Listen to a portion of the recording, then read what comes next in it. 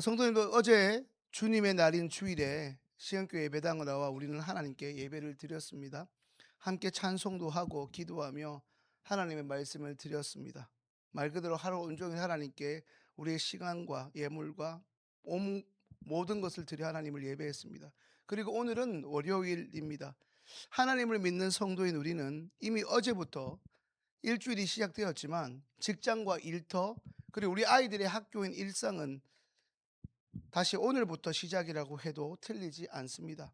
그렇다면 주일날 교회에서 우리가 드렸던 예배와 이제 현장에서 우리가 살아갈 이 평일의 삶은 서로 어떤 관계가 있겠습니까? 오늘 에스겔서 45장은 바로 이 질문에 중요한 답을 우리에게 줍니다. 가져오신 본인의 성경책, 오늘 보면 9절 말씀 함께 읽습니다. 주 여호와께서 이같이 말씀하셨느니라. 이스라엘의 통치자들아, 너희에게 족하니라. 너희는 포악과 겁탈을 제거하여 버리고 정의와 공의를 행하여 내 백성에게 속여 빼앗는 것을 그칠지니라. 주 여호와의 말씀이니라. 하나님께서는 이스라엘의 지도자를 향해 정의와 공의를 행하라 말씀하십니다. 그런데 오늘 본문 후반부를 보면 하나님께서 드리는 이 제사와 유월절을 비롯한 절기에 관한 말씀도 나오고 있음을 볼 수 있습니다. 그것은 무엇을 말씀합니까? 한 본문 안에 삶에 관한 말씀과 또한 하나님께 드리는 이 예배에 관한 말씀이 함께 있다는 것입니다. 왜 그렇습니까? 하나님께서 삶에 관한 말씀과 하나님을 향한 예배에 관한 두 가지를 결코 다른 것으로 보지 않으신다는 것입니다. 어제 주일을 맞이하여 시흥교회 예배당에서 우리가 하나님께 올려드린 예배는 월요일로 사실 시작되는 평일의 삶으로 이어져야 마땅합니다. 예배당에서 하나님을 예배했다면 이제 우리의 구체적인 삶의 자리에서도 평일에 우리의 삶으로 이어져야 합니다. 우리의 삶의 자리에서도 어제 예배드린 사람답게 살아가야 하는 것이죠. 하나님께서는 이제 10절에서 구체적인 말씀을 하고 계시는데요. 우리 10절 말씀 함께 있습니다. 너희는 공평한 그 저울과 공평한 에바와 공평한 밭을 쓸지니. 성도님도 잘 아시는 대로 저울은 물건의 무게를 재는 도구입니다. 당시 사람들이 저울을 속인다는 것은 겉으로 볼 때는 정상적인 거래를 하는 것처럼 보였지만 실제로는 다른 사람의 것을, 다른 사람의 이득을 부당하게 눈속여서 취하는 것이었습니다. 그래서 하나님은 우리 일상의 자리에서 공평한 저울을 사용할 것을 말씀합니다. 성도님들, 오늘 우리는 본문에 나오는 이 에바와 밭을 사용하지 않습니다. 그러나 분명 우리에게도 여러 가지 저울이 삶에서 존재하지요. 먼저 남을 바라보고 판단하는 마음의 거울이, 마음의 저울이 우리에게 있습니다.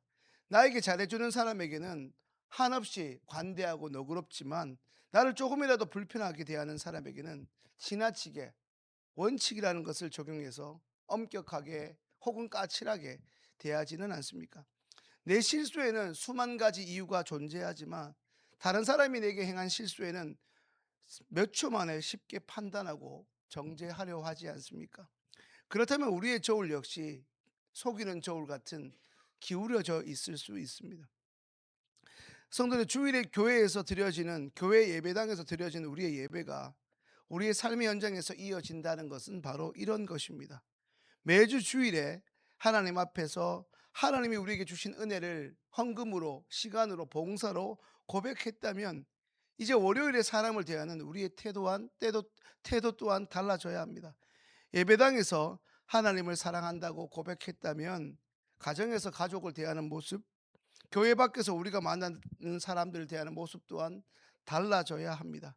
하나님께서 받으시는 예배는 교회 안에서의 우리의 찬송과 기도뿐 아니라 이제 우리의 삶의 현장에서 사용되는 삶의 저울과도 밀접하게 연결되어 있습니다. 성도님들, 에스겔 45장 13절부터는 백성들이 하나님께 드릴 예물과 제사에 관한 말씀이 이어지고 21절에서는 이제 유월절에 대해서 말씀하십니다. 오늘 보면 21절 함께 읽습니다. 첫째 달 열나흔 날에는 유월절 곧 7일 절기를 지키며 누룩 없는 떡을 먹을 것이라. 성도님 이미 잘 알고 계신 것처럼 유월절은 이 이스라엘 백성에게 매우 특별한 절기였습니다. 애굽에서 종살이하던 그들을 하나님께서 친히 건져 주셨다는 그 사실을 잊지 않고 기억하는, 아니 대대로 잊지 않고 기억할 것을 가르치고 지키는 것이죠. 우리는 어떻게 여기까지 왔는가? 이스라엘 백성은 이 유월절을 지킬 때마다 다시금 마음속으로 되짚어 보아야 했습니다. 그리고 하나님께 대답해야 했습니다. 하나님께서 우리를 건져 주셨습니다. 성도님들, 여기에 예배와 삶이 연결되어야 하는 중요한 이유가 있습니다. 하나님의 은혜를 정말 기억하는 성도는 결코 이전과 똑같이 살아갈 수 없기 때문입니다. 나는 은혜를 받았다, 하나님의 은혜를 받았다는 말은 수도 없이 말하면서도 다른 사람에게는 조금 더 은혜 없이 대하면서, 하나님께서 나를 용서했다고 감사의 말을 연발하면서도 정작 다른 사람의 작은 잘못에는 누구보다 가혹하게 대하고 있다면, 우리가 드리고 있는 이 예배와 살아가는 삶 사이에는 너무나 큰 간격이 매 순간 존재하고 있다는 것입니다. 물론 우리 인간이 100% 완벽할 수 없습니다. 하지만 우리의 예배는 결코 주일날 시흥교회 예배당 한번 나와서 한번 드리고 마는 그 한 시간의 예배 참석으로 끝날 수 없습니다. 주일에 예배당에서 받은 그 은혜가 그날 가정에서 가족들과 함께 마주하는 식탁에서 시작되어서 월요일 직장과 일터로 이어지고 그들을 대하는 우리의 말과 행동으로 계속 되어야만 합니다. 그때 우리의 삶도 하나님께 드리는 예배가 되는 것이죠. 성도님들, 오늘 본문에는 서로 달라 보이는 두 가지 모습이 등장합니다. 하나는 하나님께 드리는 제사와 절기이고, 다른 하나는 삶에서 사용하는 공평한 저울입니다. 그러나 하나님께서는 이 두 가지를 모두 하나로 연결하여 보십니다. 성도님들, 우리가 예배당에서 하나님을 바르게 예배하는 사람이라면 결국에는 삶의 자리에서도 바르게 살아가야 합니다. 그러므로 오늘 월요일 이 아침, 어제 주일에 드린 우리의 예배, 다시 말해 어제 주일 예배 때 우리에게 허락하신 하나님의 말씀 가운데 우리에게 도전을 주었고 혹은 찔림을 주었고 감동을 주었던 구절과 내용들, 그리고 우리는 직접 하진 않았지만 찬양대의 찬양으로 화답했던 그 수많은 가사들과 그 다짐들을 다시 우리의 삶의 자리로 나아가야 합니다. 가정에서 내가 사용하는 저울은 어땠습니까? 가족에게 지나치게 엄격하면서 동시에 나에게는 생각보다 관대하지 않았습니까? 혹은 교회에서 다른 성도들을 대할 때 내가 사용했던 저울은 어땠습니까?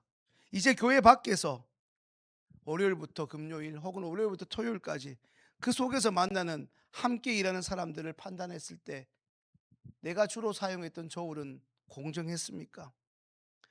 혹시나 어느 곳에서든 내가 사용한 저울이 조금이라도 기울어져 있었다면 오늘 말씀의 거울 앞에서 다시 바로 잡을 수 있기를 소망합니다.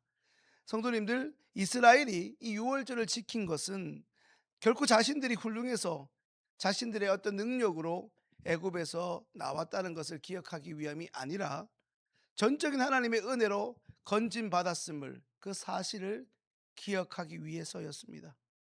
오늘 이제 나온 우리 역시 전적인 하나님의 은혜로 하나님의 자녀가 되었고 오늘 이 아침 여기까지 나왔습니다.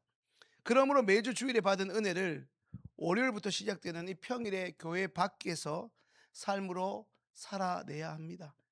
예배당에서 드린 믿음의 고백을 우리의 민낯이 드러나는 가정과 일터, 학교 등 우리의 일상의 처소에서도 정직과 공의와 친절을 통해 교회 밖의 사람에게 우리가 성도임을 보여주어야 합니다.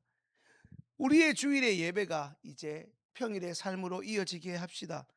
주일의 교회 안에서의 우리의 찬송과 기도뿐 아니라 교회 밖에서 심지어 우리를 불편하게 하는 그 사람을 대할 때도 태도와 말 한마디, 정직한 선택과 심지어 공평한 삶을 통해서도 하나님께 예배드리며 살아가는 저와 시흥교회 모든 성도님들 되시기를 주님의 이름으로 축원합니다. 함께 기도합니다.